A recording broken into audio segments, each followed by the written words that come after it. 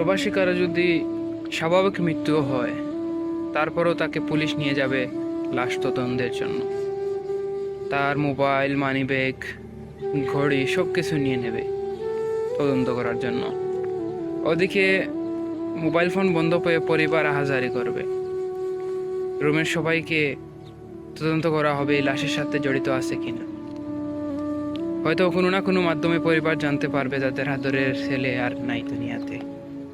তখন পরিবারের মা, বাবা, ভাই, বোন সবাই ভেঙে পড়বে কান্না। এদিকে লাশ হস্তান্তর করার প্রতিক্রিয়া শেষ হলে লাশকে কফিনে ভরা হবে। আহা, বালিশ ছাড়া বেচারা লাশের কতই না কষ্ট হবে, কিন্তু ও যে বলতে পারবে না, কারণ ও তো লাশ হয়ে গেছে। তো এভাবে করে ও টিকিট পেয়ে যাবে, কিন্তু প্রতিবারের টিকিটের মতো নয়। আগের টিকিট ছিল ভিন্ন। আগে যখন টিকিট পাইতো খুশি হয়ে মাকে কল দিয়ে বলতো, মা আমি আসতেছি। বাবাকে বলতো, বাবা আমি আসতেছি, তোমার জন্য কি লাগবে। এবার যে কিছুই বলতে পারবে না। সবাই আসবে ভিআইপি রুমে, কেউ আসবে ক্লাসিক রুমে করে, আরও আসবে অন্য আরও 10-12টা লাশের সাথে একত্রিত হয়। কোনো এক সময় এসে বিমান ল্যান্ড করবে তার মাতৃভূমিতে। একই বিমানে থাকা লোকদের আত্মীয় স্বজনরা আনন্দে মেতে উঠবে। ওদিকে বাবা লাশটি নিয়ে অ্যাম্বুলেন্সে করে বাড়ির দিকে রওনা হবে। বাড়ির ঠিক পাশে আসার পরে অ্যাম্বুলেন্সের কুই কুই শব্দে এই বাড়ির আকাশ বাতাস ভারী হয়ে যাবে। সবাই আর্তনাদ করবে, মনের ভিতর আহাজারি। লাশ গাড়ি থেকে নামাতে না নামাতেই সবাই লাশ দেখার আগে কফিনে ধরে কান্না করবে। প্রিয় ভাই, প্রিয় বোন, মা এসে ওই কফিনকেই জড়িয়ে ধরবে। অবশেষে মাইকিং তো করা হয়ে গেছে আগে, যে লাশ বেশিক্ষণ রাখা যাবে না। এমনিতেই অনেক দিন ধরে লাশ ছিল বিদেশের মাটিতে।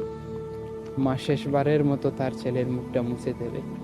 ছেলে হয়তো বলতে চাইবে, মা তুমি কান্না করো না, কিন্তু কি আর করার, সে তো আর বলতে পারবে না। বাড়ির সব কাজ শেষ হয়ে গেলে বাবা তার আদরের ছেলেকে কাঁধে করে নিয়ে যাবে কবরের দিকে। এই খাটিয়াটা স্বাভাবিক খাটিয়া নয়, এই খাটিয়ে শুয়ে আছে তার আদরের সন্তান। কখনো কোনো লাশ তার কাঁধে ভারী মনে, কিন্তু আজ ছেলের লাশটি এত ভারী মনে হইতেছে। ফুপিয়ে ফুপিয়ে কান্না করবে আর বলবে, বাবা এই তো সেদিন তোকে এয়ারপোর্টে ছেড়ে আসলাম, তখনও তো কান্না করেছিল। তুই বলেছিলি বাবা আমি খুব শীঘ্রই ফিরে আসবো, ফিরে তো ঠিকই আসলি। তাহলে কেন এবার বাবা বলে ডাকলি না? এবার তো তুই বাড়ির উঠোন থেকে চলে আসলি আবার সেই মাটির ঘরে। কেন বাবা আমার সাথে এত অভিমান তোর? কেন আজ তুই কথা বললি না? প্রতিবার তুই এয়ারপোর্টে আসার পর তুই কান্না করতি, এবার কেন আমাদের কান্না করালি? এভাবেই করে প্রবাসীর লাশ দাফন করে দেওয়া হবে। সবাই যার যার কাজে ব্যস্ত হয়ে যাবে। হয়তো ওই প্রবাসী ছেলের রুমটা অন্য কেউ দখল করে নেবে, ওই রুমে অন্য কেউ থাকবে। বাড়ি ফেরা হলো ছেলেটির ঠিকই, কিন্তু আর নিজের ঘরে থাকা হলো না।